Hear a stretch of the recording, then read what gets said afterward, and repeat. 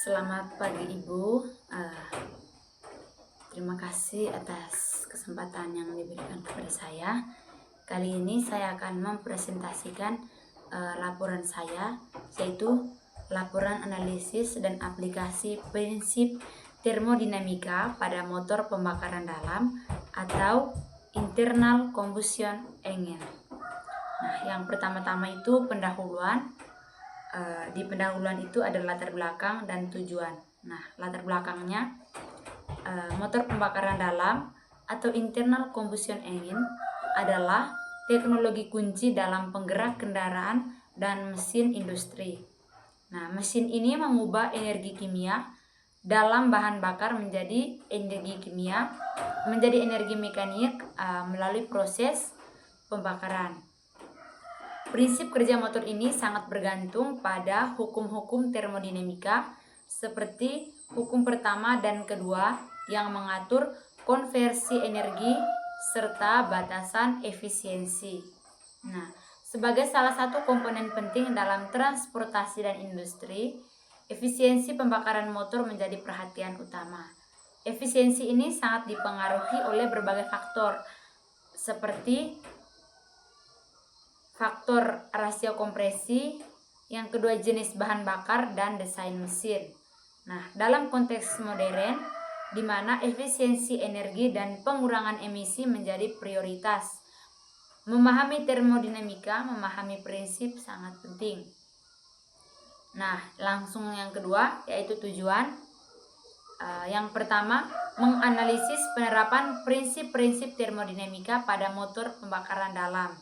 Yang kedua, menjelaskan hubungan antara teori termodinamika dengan operasi motor pembakaran dalam. Yang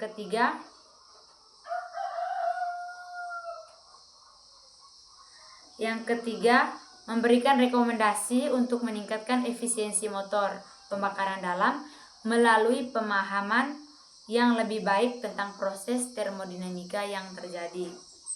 Yang keempat, menyajikan analisis hasil dalam bentuk laporan tertulis dan presentasi yang jelas dan informatif.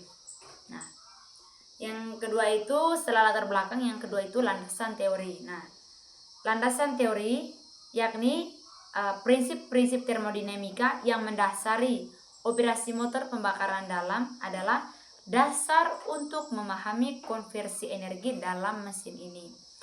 Beberapa prinsip utama terkait meliputi yang pertama, hukum pertama termodinamika atau hukum kekekalan energi.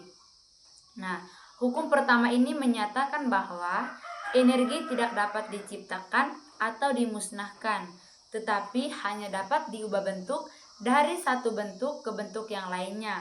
Nah, dalam konteks motor pembakaran dalam, energi kimia dari bahan bakar diubah menjadi energi panas melalui proses pembakaran. Nah, sebagian dari energi panas ini kemudian diubah menjadi energi mekanik yang digunakan untuk menggerakkan kendaraan atau mesin lainnya. Nah, sisa energi panas dibuang melalui gas buang dan sistem pendingin. Yang kedua itu hukum kedua termodinamika atau entropi dan efisiensi. Nah, hukum kedua menyatakan dalam setiap proses energi, entropi total sistem dan lingkungannya akan meningkat. Ini berarti bahwa tidak semua energi panas dapat diubah menjadi energi mekanik karena sebagian energi hilang menjadi panas yang tidak berguna. Nah, efisiensi pembakaran motor dalam dibatasi oleh hukum kedua ini yang dijelaskan melalui siklus termodinamika seperti siklus Otto atau diesel. Nah, yang ketiga ini siklus termodinamika. Motor pembakaran dalam umumnya bekerja berdasarkan dua jenis siklus utama. Yang pertama siklus Otto, yaitu digunakan dalam mesin bensin. Siklus ini terdiri dari 4 langkah utama, yakni isapan, kompresi, pembakaran atau tenaga, dan pembuangan. Efisiensi siklus Otto ditentukan oleh rasio kompresi dan dapat dihitung menggunakan rumus efisiensi termal untuk siklus Otto. Yang kedua itu siklus diesel. Nah, digunakan dalam mesin diesel. Siklus ini mirip dengan siklus Otto, tetapi dengan perbedaan dalam proses pembakarannya. Mesin diesel memiliki rasio kompresi yang lebih tinggi, yang memungkinkan efisiensi termal yang lebih tinggi dibandingkan dengan mesin bensin. Yang keempat itu rasio kompresi dan efisiensi termal. Nah, rasio kompresi adalah perbandingan antara volume silinder pada titik terendah atau ketika piston berada di bawah dan volume pada titik tertinggi, yaitu ketika piston berada di atas. Nah, semakin tinggi rasio kompresi, semakin tinggi efisiensi termal mesin karena lebih banyak energi panas yang dapat diubah menjadi energi mekanik. Nah, namun peningkatan rasio kompresi juga memiliki batasan teknis dan material karena risiko detonasi atau knocking. Yang kelima, energi panas dan kerja mekanik. Nah, selama proses pembakaran dalam silinder, energi panas dihasilkan dari pembakaran bahan bakar. Energi ini meningkatkan tekanan dan suhu gas dalam silinder, mendorong piston ke bawah dan menghasilkan kerja mekanik.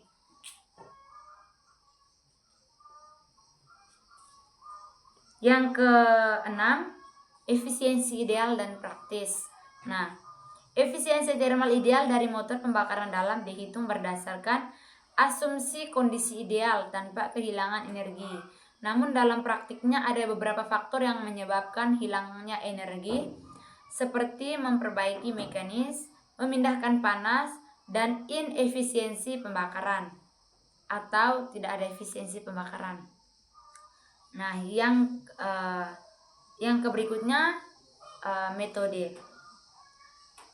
Metode ini mencakup langkah-langkah yang dirancang untuk menganalisis prinsip-prinsip termodinamika yang berlaku pada motor pembakaran dalam atau internal combustion engine. Nah, berikut adalah penjelasan lebih rinci dari setiap langkah. Yang pertama itu pemilihan motor pembakaran dalam. Langkahnya, pilih jenis motor pembakaran dalam yang akan diteliti seperti motor berbasis siklus Otto atau digunakan pada mesin bensin atau siklus diesel yang digunakan pada mesin diesel. Tujuannya untuk memastikan motor yang dipilih sesuai dengan kebutuhan analisis, termasuk spesifikasi seperti kapasitas silinder dan rasio kompresi yang relevan dengan prinsip termodinamika.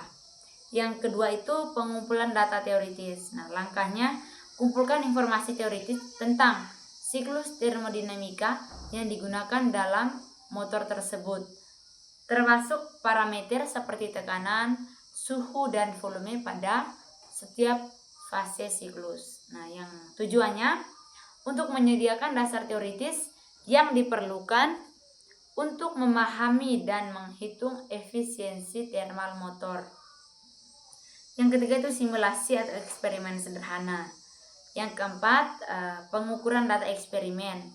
Langsung yang kelima dengan perhitungan efisiensi termal. Langkahnya gunakan data yang dikumpulkan untuk menghitung efisiensi termal motor menggunakan rumus efisiensi siklus Otto atau diesel. Tujuannya untuk menghitung dan membandingkan efisiensi termal teoritis dengan efisiensi praktis motor. Langkah yang berikutnya yaitu analisis data dan selanjutnya interpretasi hasil. Langsung yang ke-8 kesimpulan dan rekomendasi. Berikut alat dan bahan. Dan yang keempat itu hasil dan pembahasan. Hasil pengumpulan data yaitu berupa data teoritis dari siklus Otto dan siklus diesel. Yang kedua langsung ke data eksperimen, yaitu misalkan suhu masuk udara 25 derajat Celcius, tekanan masuk udara 1 atmosfer. Nah, suhu dan tekanan maksimum selama pembakaran yaitu 1500 derajat Celcius dan 30 atmosfer. Atau siklus Otto 1800 derajat Celcius dan 35 atmosfer atau siklus diesel. Nah, Langsung yang berikutnya langsung perhitungan efisiensi termal dari siklus Otto dan siklus diesel. Selanjutnya analisis data, yaitu berupa efisiensi teoritis versus praktis dan faktor penyebab perbedaan. Yang berikutnya interpretasi hasil. Interpretasi hasil ini dari siklus Otto, siklus diesel, dan peningkatan efisiensi. Nah, yang berikutnya itu rekomendasi. Rekomendasi ini berupa desain mesin, sistem pembakaran, dan teknologi hibrid. Selanjutnya kita memberikan kesimpulan. Berdasarkan analisa dan eksperimen yang dilakukan, ringkasan temuan dan rekomendasi. Yang pertama, ringkasan temuan, efisiensi teoritis dan praktisnya. Efisiensi teoritis motor pembakaran dalam berdasarkan siklus Otto dan diesel masing-masing adalah 56,4% dan 61,8%. Efisiensi praktis yang diukur adalah lebih rendah, sekitar 45% untuk siklus Otto dan 55% untuk siklus diesel, menunjukkan adanya kerugian energi yang signifikan. Faktor penyebab kerugian energi yang pertama itu kerugian energi disebabkan oleh gesekan mekanis, perpindahan panas, dan pembakaran yang tidak sempurna.